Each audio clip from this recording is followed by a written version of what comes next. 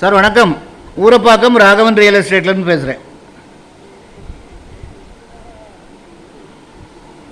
அதாவது காயரம்பேடு எடுத்து கரும்பூர்னு வரும். அதில் வந்து ஒரு 1950 சதுர அடி. ஆனால் அதில் இருக்கிறது வந்து 2400 சதுர அடி லேஅவுட் போட்டு அந்த பிட்டை விட்டுட்டு போயிட்டாங்க. அது நம்ம அதில் வந்து என்ன பில்டிங் எழுப்பாமல் நம்ம தென்னை மரம் ஏதோ கார் பார்க்கிங் போடிகை மாதிரி போட்டுக்கலாம். இருக்கிறது வந்து 1950 சதுர அடி டாக்குமெண்ட்டில் உள்ள அளவு.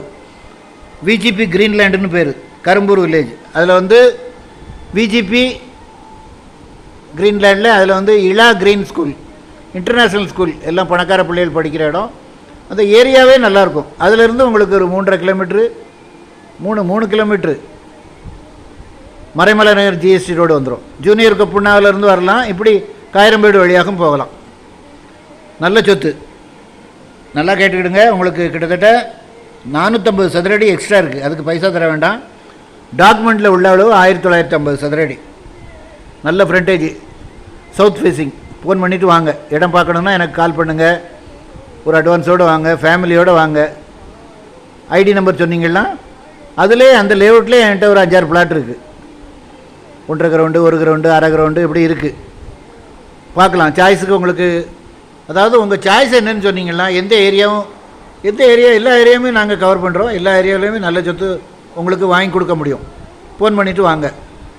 சேனலை சப்ஸ்கிரைப் பண்ணுங்கள் சார். அப்போ தான் நோட்டிஃபிகேஷனில் எல்லா ப்ராப்பர்ட்டியும் வரும். தயவு செய்து ஃபேமிலியோடு வாங்க. நண்பர்களெல்லாம் கூட்டிகிட்டு வராதிங்க. நண்பர்களை கூட்டிகிட்டு வந்தீங்கன்னா அவங்களுக்கு ஒவ்வொருத்தருக்கும் ஒவ்வொரு ஒப்பீனியன் இருக்கும். நீங்கள் மேடம் 2 பேர் வந்தால் தான் சொத்து வாங்க முடியும். அதாவது நம்ம அடுத்தவங்ககிட்ட ஒப்பீனியன் கேட்டோன்னா அவங்களுக்கு ஒரு கருத்து இருக்கும். அதாவது கணவன் மனைவிக்குள்ளேயே ஒற்றுமை இல்லை. இவங்களுக்கு ஒரு கருத்து இருக்குது, அவங்களுக்கு ஒரு கருத்து இருக்குது. ஒன்று வடக்க இழுத்தா ஒன்று தெற்க இழுக்கும். அதனால் வந்து தயவுசெய்து நண்பர்களை கூட்டிகிட்டு வராதிங்க. சொத்து வாங்க முடியாது, நம்மளை பைத்தியக்காரன் ஆக்கிடுவாங்க. ஏன்னா நிறைய இன்சிடெண்ட் எனக்கு அந்த மாதிரி நடக்குது.